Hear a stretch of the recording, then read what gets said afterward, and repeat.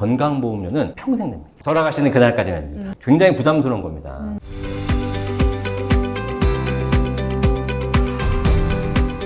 저희가 요새 참 주식도 있지만 연금도 같이 준비를 해야 된다라고 많이 이야기를 또 하면서 이렇게 또 코너를 만들게 됐습니다. 좋습니다. 예, 저희가 이제 사례를 가지고 이런 경우는 솔루션을 어떻게 하면 좋은가요? 라고 해가지고 우리 연금 유튜버 이영주 박사님 오셨습니다. 반갑습니다. 안녕하십니까. 연금 박사 이영주입니다. 우선은 저희가 이제 연금 사례들이 참 많은데 그 중에서 좀 고민해본 사례 중에 하나가 서울 거주 60대 남성 올해 대기업 퇴직 네. 그 좀 고민 내용을 말씀드리도록 하겠습니다. 한번 읽어주시죠. 네, 한번 고민 내용 들어볼 텐데요. 대기업 35년 근무 후에 올해 퇴직하는 직장인이시라고 합니다. 이 서울의 시세로 20억 정도 되는 아파트에 거주를 하고 있는데 회사 다닐 때는 건강보험료가 부담된다는 생각을 해본 적이 없었는데 퇴직하면 부동산 자산에도 건강보험료가 부과된다고 하더라고요. 건강보험료 얼마나 나올까요? 그리고 국민연금과 퇴직금도 건강보험료를 내야 하나요? 또 건강보험료 줄일 수 있는 방법은 없을까요? 하셨습니다. 네. 최대한 안 내고 싶을 것 같은데 그걸 이제 이 상담 전화번호로 전화를 하면 박사님이 계신 이 상담센터에서 네, 고민을 저희가 받으시는 거예요? 네, 찾아주신다고. 아, 접니다. 이러면. 네.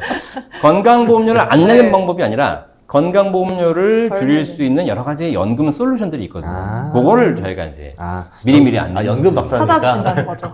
연금 네. 솔루션을. 그쵸. 네네네. 알겠습니다. 예, 단도직입 한번 여쭤보도록 네네. 할까요? 그러면 줄일 수 있는 방법은 뭘까요? 일단 이렇게 우리 사례자 같은 경우에 퇴직하시는 분이잖아요. 퇴직하고 나서 건강보험료를 이제 줄일 수 있는 방법을 고민하시는데 일단은 첫 번째로 뭐냐면 퇴직하고 나면 지역가입자가 됩니다. 그럼 지역가입자가 되면 어떤 차이가 있냐? 직장인일 때는 소득에 대해서만 건강보험료를 내요. 그런데 퇴직하고 나면 지역가입자로 바뀌거든요. 그러면 부동산에 대해서도 건강보험료를 냅니다. 왜요? 이게 역설적으로 얘기하면 사실 직장인들도 건강보험료 낼 때 부동산에 대해 부과하는 게 맞는 거예요. 맞죠? 네. 내가 한 달에 100만 원 월급 받는 직장인인데 집은 100억짜리 살고 있어. 그 사례 있어요. 네. 있어요? 그래서 진짜 시골 보면요. 시골에 보면은 그렇게 돈 크게 안 되는 일자리들이 하나씩 있어요. 근데 거기에서 있길래 제가 한번 주식책 나왔다고 이렇게 드렸더니 씩 웃더니 나 부자야 이러면서 나 안 그래요? 읽어도 돼. 그래서 왜 네. 그랬더니 예전에 한보철강 부도 났을 때 내가 엄청나게 사들여가지고 떼돈을 벌었다는 거예요. 네. 그게 지금 현대제철이잖아요. 그러면서 그걸 다 부동산으로 바꿔서 했는데 건보료가 너무 많이 나와서 직장을 유지하는 게 내가 더 낫기 때문에 그냥 직장 하나 다니는 거다. 아. 근데 제가 이게 무슨 소린가 하던 시절이 네. 있었거든요. 네, 그 얘기예요. 그래서 일반 지역가입자, 직장인이 아닌 사람은요, 소득에뿐만 아니라 내가 재산이 있는 거, 뭐 선박, 항공기, 부동산 이런 것에 대해서 전부 다 건강보험료 부과됩니다. 근데 직장인은 그게 면제예요. 야. 그러니까 이제 직장 다닐 때는 내가 100억짜리 집에 살아도 건강보험료를 내지 않고 소득에 대해서만 냈죠. 근데 이제 퇴직하고 나니까 지역가입자가 되면서 고민인 거거든요. 방법이 첫 번째 뭐가 있냐면 일단 그 직장가입자가 퇴직하고 나면 3년 동안은 36개월 동안은 이미 계속가입자들하고 해서 직장 다닐 때 냈던 건강보험료와 지역가입자로 바뀐 이후에 건강보험료를 비교를 합니다. 둘 중에 저렴한 걸 선택할 수 있어요. 아, 3년은 유예기간을 주는 예, 거예요? 그렇죠. 이제 완충기간을 주는 거죠. 그래서 3년 동안은 그걸 할 수 있지만 3년이 지나면 결국은 이제부터는 그게 다 사라지기 때문에 부동산에서 건강보험료 내야 되거든요. 시골 가서 일하셔야 돼요. 아하. 한 달에 100만 원 월급 받는 거라도 하셔야 됩니다. 혹시 농사 짓는 것도 되니까? 이게 직장인이에요. 아, 직장. 직장. 그러니까 뭐 예를 들면 내가 뭐 직장 소속돼가지고 뭐 농업기업에 소속돼서 직장인 다닌다. 괜찮죠. 그러니까 우리나라는 이게 저는 우리 뭐 대표님도 그렇고 저도 다 직장인이 아닌 인생을 많이 살아왔잖아요. 그러다 보니까 사실 불합리한 게 많아. 회사에 가서 그 직장에 종업원이 되면 이렇게 뭐 많은 걸 해줍니다. 국가가 대출도 잘 해주고 건강보험료도 깎아주고 그냥 나오는 순간 그게 사라져요. 그런 방법들이 있고요. 그다음에 연금에 관련 말씀드리면 연금 중에서도 나중에 노후에 연금 받으실 거잖아요. 연금에 관련돼서도 건강보험료를 내는 연금이 있고 안 내는 연금이 있어요. 이런 걸 미리부터 준비하시면 일단은 사실상 노후에 건강보험료를 줄일 수 있는 방법들을 마련할 수 있는 거죠. 건강보험료 부과 기준이 궁금해요. 다닐 네네. 때랑 또 퇴직 이후에 어떻게 그렇죠. 되는지 궁금해요. 제가 구체적으로 설명해 드릴게요. 이제 회사를 다닐 때와 퇴직 이후에 어떻게 다녔는지. 재직 시절에는 소득에 대해서만 부과합니다. 얼마 내는지 아세요 혹시? 건강보험료? 지금 현재 부과 기준이 소득의 7.19% 냅니다. 건강보험료. 그러니까 내가 한 달에 소득이 100만 원 번다. 그러면 한 7만 원 정도가 건강보험료를 부과하는 거예요. 근데 회사 다니는 사람들은 여기에 절반을 회사가 대줍니다. 그러니까 실제로 나는 한 3만 5천 원 내는 거죠. 자, 그런데 국가는 7.19%라고 얘기해요. 사실 이렇게 뭔가 부과하는 거는 되게 좀 줄여서 얘기하거든요. 근데 실제로 건강보험료 7.19% 플러스 뭐가 있냐? 장기 요양보험료라고 있어요. 우리가 나중에 이제 뭐 요양 상태에 들어가기 때문에 이 부분에 대해서 별도로 책정을 해놓은 겁니다. 이게 건강보험료 더하기 장기 요양보험료 합쳐가지고 지금 한 소득의 8.13% 냅니다. 되게 웃겨요. 그냥 건강보험료 8.13% 냅니다. 이렇게 얘기하기 싫으니까 건강보험료 7.19%, 장기요양보험료 뭐 0.9% 이렇게 얘기하거든요. 어쨌든 그래서 소득의 8% 가까이를 내셔야 됩니다. 자, 근데 회사가 절반을 부담해주기 때문에 실제로 나는 한 4% 정도만 내면 되는 거죠. 그러면 월 소득이 1,000만 원이에요. 이분이 건강보험료 얼마 내냐면 자기 급여에서 뛰어가는 건 40만 원. 그러니까 1,000만 원 버는데 40만 원 뛰어가. 좀 아깝긴 하지만 그래도 큰 부담은 되지 않습니다. 그래서 직장 가입자들은 건강보험료 내는 것에 큰 걱정이 없거든요. 근데 퇴직을 하고 나면 이제 아까 말씀드린 대로 소득은 사라지지만 내 부동산이 갖고 있는 것에 대해서 건강보험료 부과돼요. 자, 그럼 얼마 부과되는지 아세요? 예를 들면 내가 이 건강보험료 부과를 할 때 재산세 과표 기준으로 합니다. 이게 되게 복잡한 내용인데 그냥 예를 들면 내가 한 20억짜리 집에 살고 있다. 우리 사례지처럼. 이분은 시세로 20억이지만 공시가격으로는 한 13, 4억 될 거고 재산세 과표로는 한 7, 8억? 한 뭐 10억 가까이 될 거예요. 실제로 재산세 과표가 10억인 아파트의 건강보험료 얼마 나오냐면 월 16만 원 나옵니다. 월 16만 원. 자, 그러면 월 16만 원이면 1년이면 얼마예요? 200만 원 나오고 200만 원 나오잖아요. 자, 뭐 내가 직장 다닐 때 한 달에 40만 원, 30만 원 냈는데 뭐 여기 집에 대해서 한 16만 원 나오면 얼마 안 되는 거 아니야? 생각할 수 있겠죠. 근데 직장 다닐 때는 한 달에 500만 원, 1000만 원 벌었잖아요. 지금은 퇴직하고 났어. 소득이 빵 없어요. 전기세처럼 내는 상황이 된 거라는 거죠. 그러니까요. 직장 다닐 때는 그 운전을 해도 막 밟아 그냥. 급제동 급가속을 해. 네. 뭐 어차피 기름값 뭐 회사에서 내주는 거 법인카드로 결제하는 경우도 있고 막 그러지 않습니까? 근데 퇴직하고 나면 전부 다 내가 내야 돼. 그러니까 이제 어떻게 돼? 정속주의. 함부로 못 밟아. 이렇게 되듯이 건강보험료도 한 달에 한 16만 원씩 나가면 이것도 부담스러운 겁니다. 그런데 만약에 좀 집값이 비싸다. 그러면 이거보다 건강보험료가 더 많이 나오겠죠. 그래서 실제로 재직 시절과 퇴직 이후에 일반적인 사업하시는 분들이라든가 사업소득자는 어차피 직장 가입자가 아니기 때문에 젊을 때부터 소득과 재산에 대해서 건강보험료를 내지만 직장인들은 그렇지 않고 재직 시절 중에는 약간 온실 속에 있는 거예요. 그러다가 퇴직하게 되면 이제 밖으로 나오는 거죠.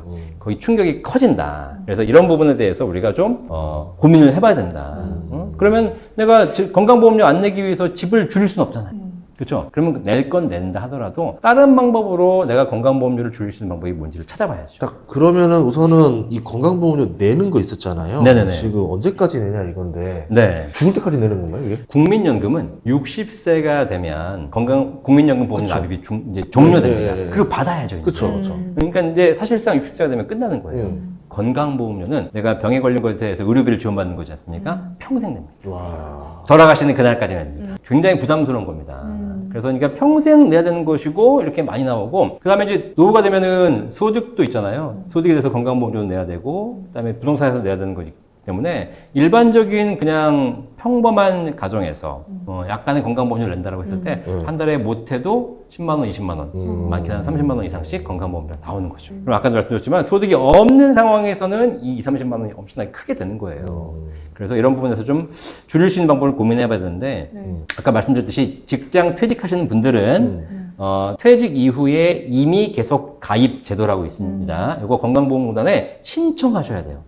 신청 안 하면 그냥 나오는 대로 내시는 거예요. 그러면 내가 모르면 그냥 많이 내고 있는 겁니다. 근데 퇴직 이후에 2달 이내에 건강보험료 전화해가지고 내가 사실 건강보험료가 많이 나오는데 내가 재직 시절에 건강보험료, 내가 부담했던 건강보험료가 훨씬 적은 것 같습니다. 요걸로 36개월 동안 낼 수 있도록 해주십시오. 하게 되면 36개월 동안 그 제도를 인정해줍니다. 그걸 하시는 게 제일 좋아요. 아니면 이런 방법도 있지 않을까요? 내가 내는 만큼 병원을 더 많이 가자. 아, 그런 일 네네. 많아요. 분노해. 아, 나 할 일도 없는데 잘 됐어. 아, 네네. 그래서 아니 왜냐면 보면 게 내가 또- 이렇게 좋더라고요. 저번에 한의원 같이 하는 게 좋더라고. 관리 받으니까. 아 뭔가 약간 건강해지는 네. 것 같고 그래서 네. 나중에 나도 난 퇴직하면 난 자주 가고 싶어. 이게 문제, 이게. 우리 안 대표님이 이렇게 얘기하시는 것 자체가 본인만 그런 것이 아니라 우리나라 사람들이 이렇게 생각하고 아, 있잖아요. 진짜 다 맞아요. 그래요? 그 예. 의료 쇼핑이라고 야. 있잖아요. 그러니까요. 이게 사실 어떻게 보면 악순환입니다.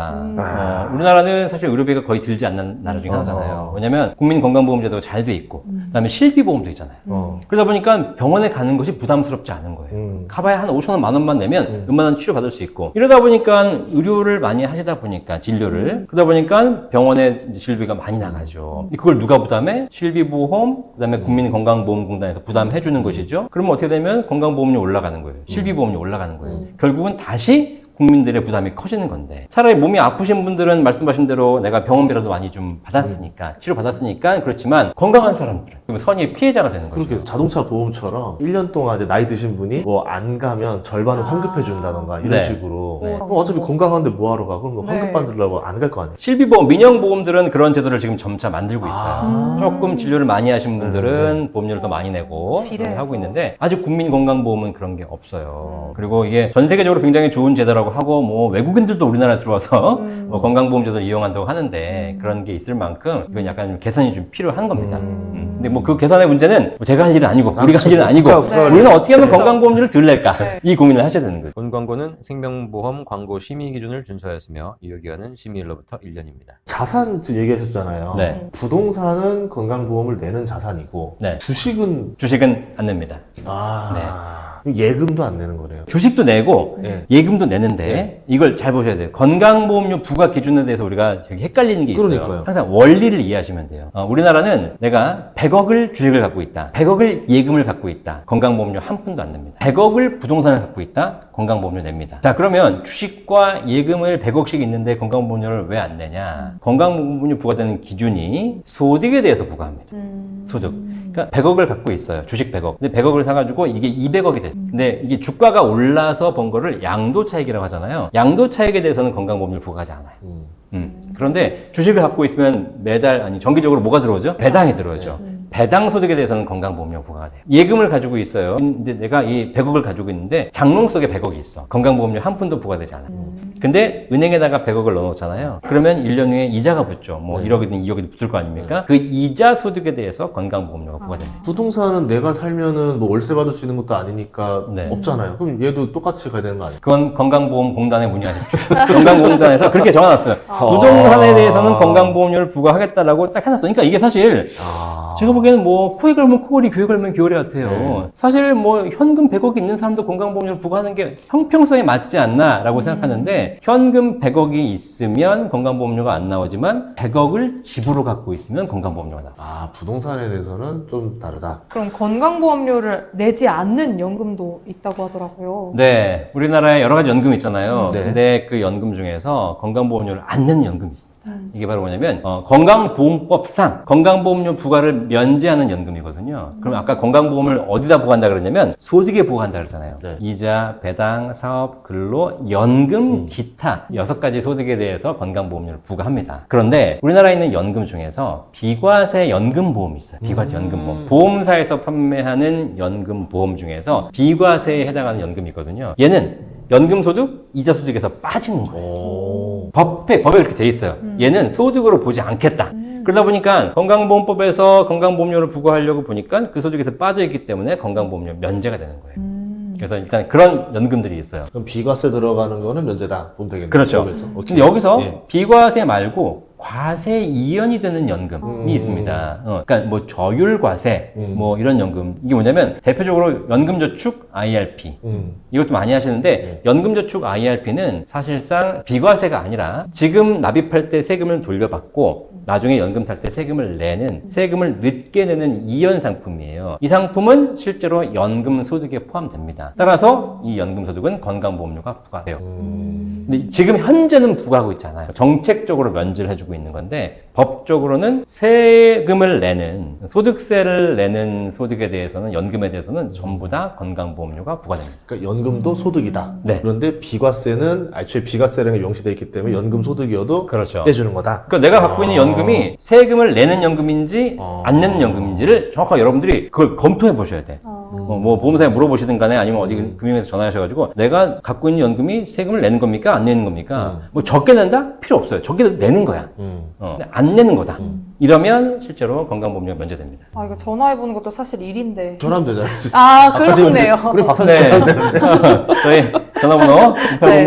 1800-3626입니다. 이번에 뭐 IRP나 이런 연금저축계좌은행에도 세금이 부과된다는 얘기가 있던데 예, 예. 퇴직연금에 건강보험료가 부과된다는 이야기도 있더라고요. 네, 이거 구분하셔야 돼요. 좀 전에 말씀드린 연금저축이나 IRP는 이제 개인연금 영역이 속하는 거거든요. 이제 좀 전에 말씀드렸듯이 얘는 연금 탈 때 세금을 냅니다. 적게 내더라도. 그러니까 이 부분에 대해서 건강보험료가 부과되는 것이 법적으로 정해져 있는 거예요. 자, 그런데 지금 말씀하신 대로 퇴직연금에 대해서 건강보험료가 부과되냐 안 되냐 이것이 지금 이슈가 되고 있어요. 퇴직연금이 회사 퇴직연금? 그건가요? 그렇죠. 예. 아. 퇴직할 때 받는 거, 퇴직금. 아. 우리 뭐 앵커님도 그렇고 대표님도 그렇고 내가 직장 생활을 했는데 네. 퇴직할 때 퇴직금을 받잖아요. 그렇죠. 뭐 퇴직금 받는 게 적은 액수가 아니죠. 몇 천만 원, 몇 억씩 받아 나오잖아요. 이 퇴직금에 건강보험료가 부과될까 안 될까? 퇴직금도 법적으로는 퇴직소득입니다. 그렇기 때문에 퇴직소득을 내가 한 1억을 받아 나왔는데 여기에 건강보험료 부과될까 안 될까? 법으로 그대로 명시된 건 뭐냐면 법에는 아까 뭐라 그랬냐면 이자, 배당, 사업, 근로, 연금, 기타 없었어. 그쵸. 이 6가지에 부과한다 그랬어요. 네. 그러면 여기에서 빠져 있는 게 뭐냐면 아까 주식 얘기하셨죠. 주식 양도소득 빠져요.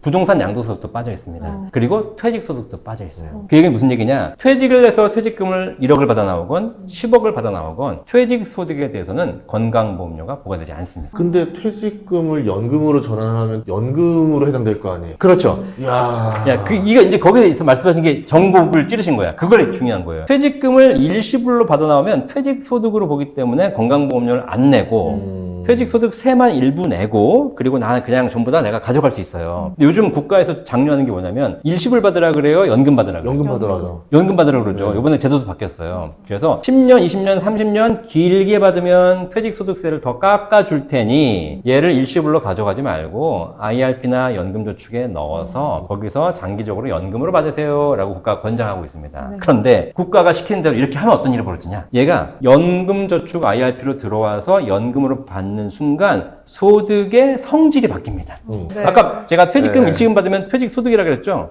얘를 연금계좌에 넣어서 연금으로 받으면 법적으로 연금소득으로 분류가 됩니다. 자, 근데 연금소득은 아까 이자, 배당, 사업, 근로, 연금, 기타에 들어있었죠? 네. 그러니까 퇴직금을 연금으로 받으면 건강보험료 부과 대상이 되는 겁니다. 실제로 부과가 된 사례가 있나요? 실제로는 부과하고 있지 않습니다. 아. 왜냐하면 아직까지는 그 사적연금 활성화 때문에 연금저축 IRP에 대해서 그것이 개인적으로 구입한 돈이든 퇴직금을 받는 것이든 현재는 정책적으로 면제하고 있어요. 근데 이게 정책적으로 면제한다는 얘기는 정책이 내일 바뀌면 내일부터 부과한다는 얘기지. 그러게요. 법적으로는 부과하게 돼 있거든요. 건물이 부족하다 얘기 나오면 선택할 수 있다는 얘기잖아요. 네. 그래서 지금 이제 국회에서 이런 이야기들이 계속 나오고 있습니다. 사실 이게 작년에 감사원 지적사항이었어요. 감사원은 뭐라 그랬냐? 국민연금에 건강보험료 부과되거든요. 근데 사적연금, 개인연금에는 건강보험료를 정책적으로 면제해주고 있어요. 그러다 보니까 어떤 게 문제가 됐냐? 국민연금이라는 건 기본적인 연금이기 때문에 대다수의 국민들이 좀 서민들을 위한 제도고 사적연금은 돈이 여유가 있으신 분들이 하는 건데 돈 있는 사람은 면제해주고 돈 없는 사람 서민들이 하는 국민연금에는 건강보험료 부과하고 이건 형평성이 안 맞죠. 안 맞죠? 반대로 됐네요. 반대로 된 거잖아요. 그래서 이런 부분에서 지금 계속 정책적으로 이제 얘기들이 나오고 있기 때문에 우리가 여기 대해서 미리 대비를 할 필요가 있고요. 저는 계속 얘기하고 있어요. 사실 퇴직금을 일시금 받으면 건강보험료 안 되는데 연금 받으면 된다. 이거 말이 안 되잖아요. 그렇다고 해서 일시금을 받고 싶진 않거든요.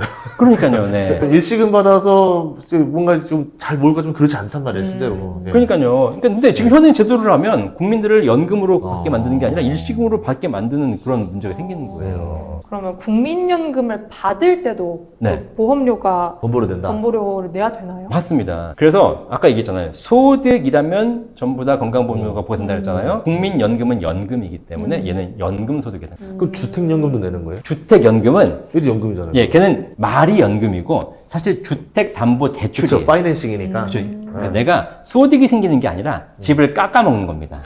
그래서 오늘은 안방 깎아먹고 내일은 화장실 깎아먹고 그다음에 주방 깎아먹고 이러고 있는 거야. 네. 사실 주택연금에 대해서 건강보험료가 부과되는 것이 아니라 주택연금은 상식적으로 주택연금을 많이 받을수록 건강보험료, 재산에 부과되는 건강보험료가 줄어드는 게 정상이에요.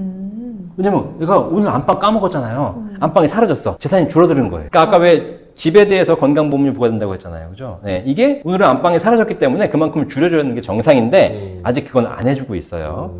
그러니까 주택연금은 우리가 같은 용어로는 연금이지만 소득은 아니라고 보셔야 되는 게 맞는 거고 반면에 국민연금은 연금 소득이기 때문에 건강보험료 부과돼요. 얼마 부과되는지 아세요? 비율이 달라요? 네. 아까 8% 정도 부과된다고 네. 했잖아요. 8% 그쵸, 그쵸. 네. 소득에 대해서 네. 비율은 똑같습니다. 대신에 국민연금은 수령액 전액에 대해서 부과되는 것이 아니라 수령액의 50%에 대해서만 부과합니다. 아, 맞습니다. 네네네. 반은 국가가 해주겠다? 그렇죠. 그래서 뭐 내가 국민연금을 100만 원 받는다. 그러면 100만 원에 대해서 8%를 부과하는 것이 아니라 절반, 50만 원에 대해서 8%를 부과하기 때문에 약 한 4만 원 정도가 건강보험료가 나오게 됩니다. 근데 계산해 보세요. 내가 100만 원 받는데 세금 뛰어가잖아요. 네. 세금도 한 2, 3만 원 뛰어갈 거거든요. 네. 세금 뛰어가, 건강보험료 뛰어가, 뭐 뛰어가. 그러면 실제로 100만 원은 받는데 내 통장에 찍은 건 뭐 90만 원, 특히 이제 뭐 소득이 있으신 분들은 감액도 많이 돼요. 네. 그러면 뭐 이게 사실 받는 건지 안 받는 건지 그런 거예요, 사실. 이 연금을 그럼 여러 개 받으면 네. 건강보험료도 다 이렇게 붙어서 나가겠네요. 그럼 다 해가지고. 네. 말씀하신 대로 종합소득이 합산되는 연금이라면 연금이 많아지면 많아질수록 세금도 늘어나지만 건강보험료도 늘어나는 거예요. 그래서 국민연금 같은 경우에는 종합소득이 합산되는 것이고요. 퇴직소득은 빠지는 거고 연금소득, 그러니까 연금저축이나 IRP 같은 경우에도 연간 1,500만 원 이내로 받으시면 상관이 없어요. 근데 그 이상으로 받게 되면 또 종합소득이 합산되는 경우가 있기 때문에 이러면 또 건강보험료 부담이 늘어날 수 있어요. 그래서 우리가 이제 연금을 고민할 때 국민연금도 준비하시고 퇴직연금도 준비하고 연금저축 IRP도 준비해야 되지만 건강보험료만 보자면 아까 말씀드린 비과세 연금보험이 건강보험료가 면제되는 겁니다.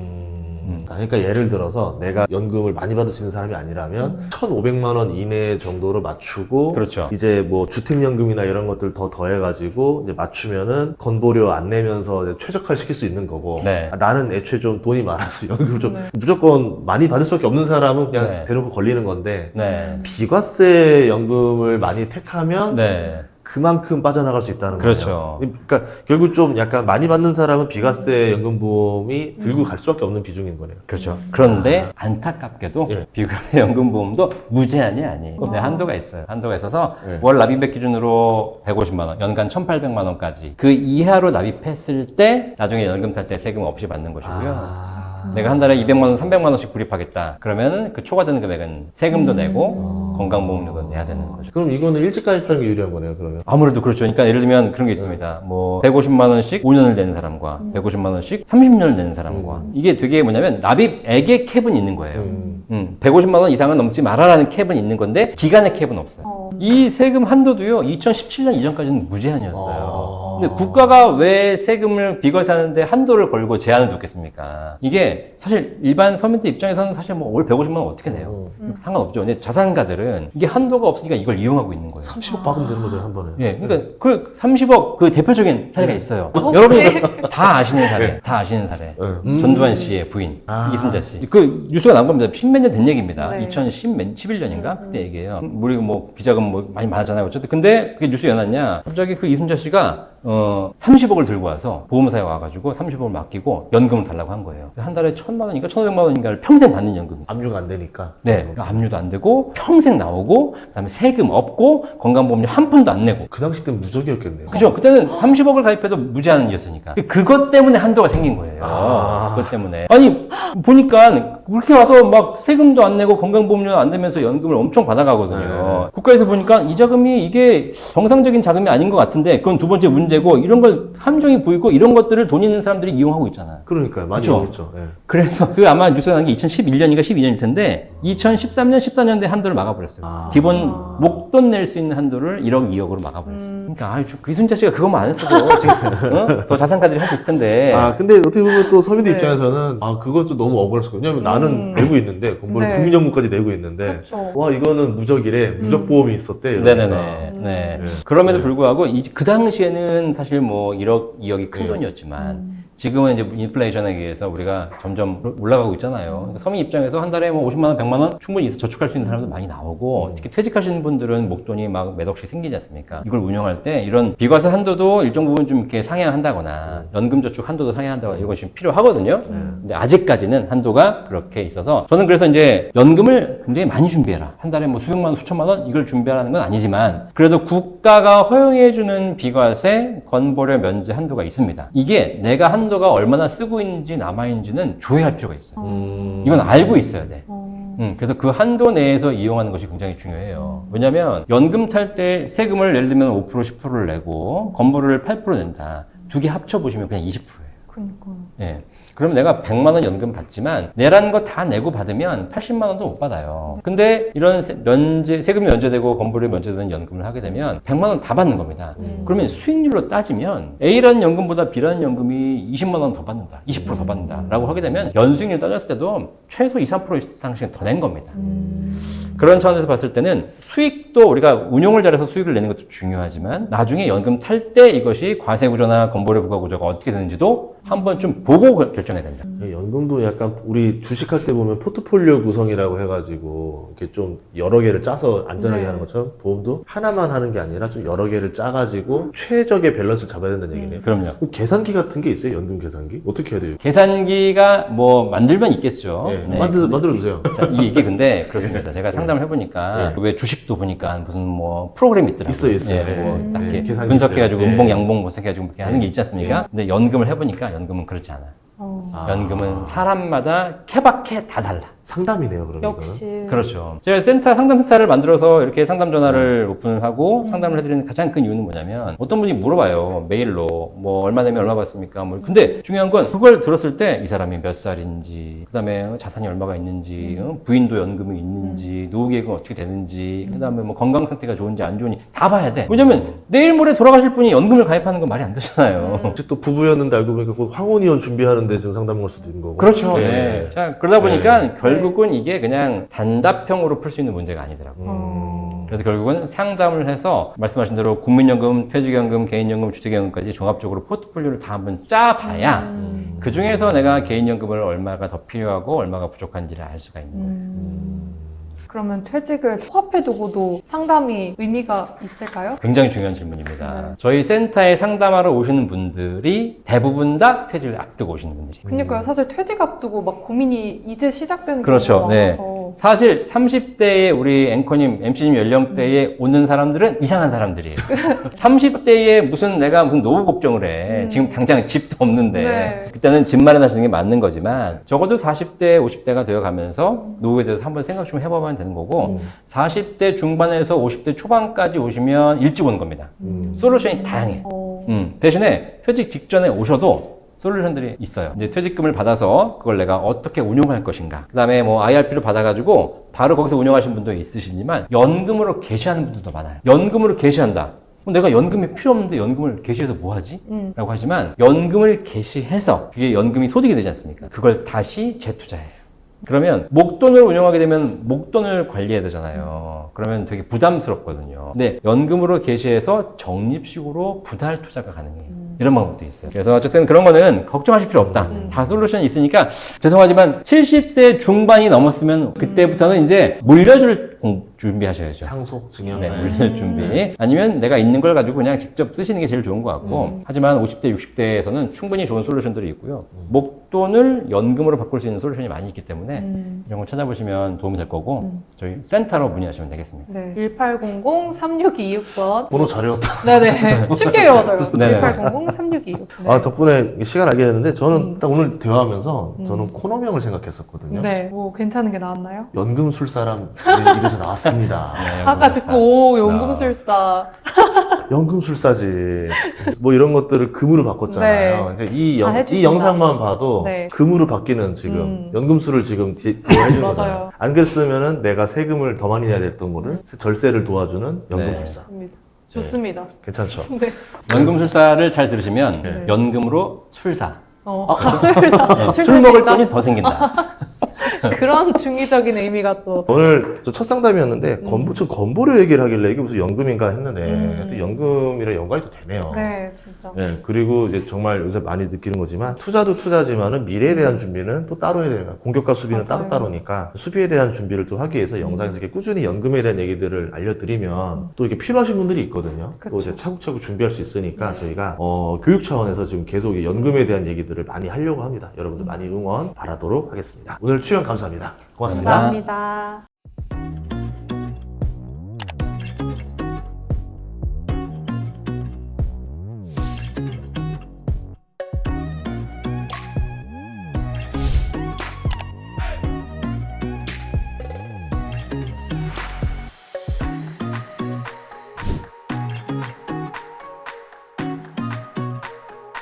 본 광고는 생명보험 광고 심의 기준을 준수하였으며 유효기간은 심의일로부터 1년입니다.